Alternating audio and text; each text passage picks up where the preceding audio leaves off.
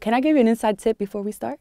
I didn't know this when I first started recording, but they give you green apples whenever your mouth is making noise. Apparently our mouths are making noise all the time. And this clears it up because a mic like this is pretty powerful. And if you listen to an audiobook, you don't want to hear my mouth clicking over and over. So this helps it come out real smooth.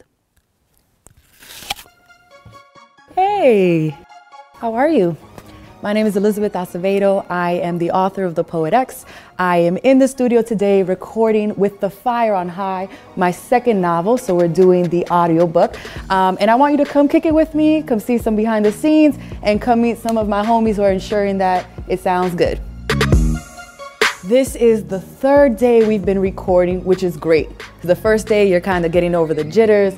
The second day, like, ish hits the fan and you don't know what's happening. The third day, you've gotten your rhythm. So today's been a little bit smoother. We're hanging out in the U2 room, which is good. I feel like I get good, like, Bono vibes.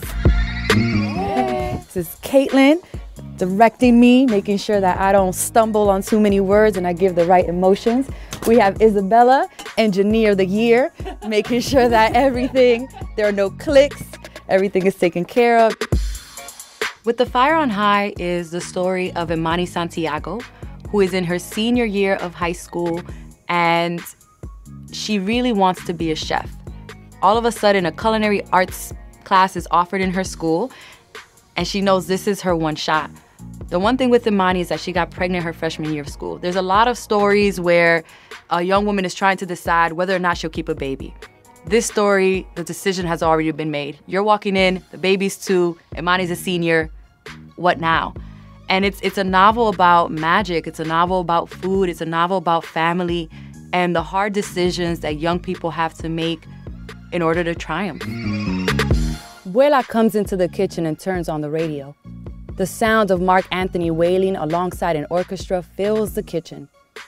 I would wrap my soul in a bowl and sell it with the quickness to be able to cook for Mark Anthony. That man can sing.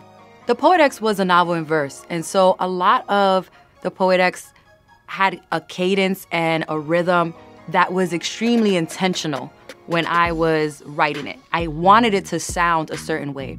With The Fire on High is prose.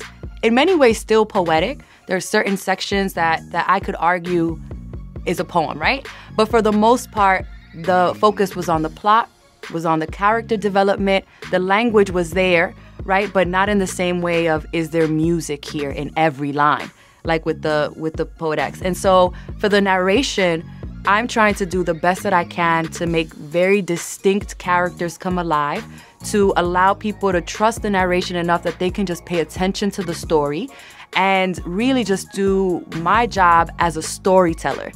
I feel like it's less of myself as a poet who performs, and now it's myself being like, all right, let me hold your hand and tell you this thing I heard once. And so I'm guiding people, but it's in a different way.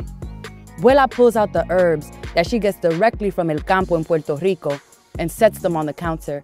The sweet-smelling yerba buena, the Caribbean oregano. She hands me the knives before I ask for them, cleans the cutting board before I realize I needed it rinsed. Some days, when my feelings are like this, like a full pot of water with the fire on high, I don't know what to cook.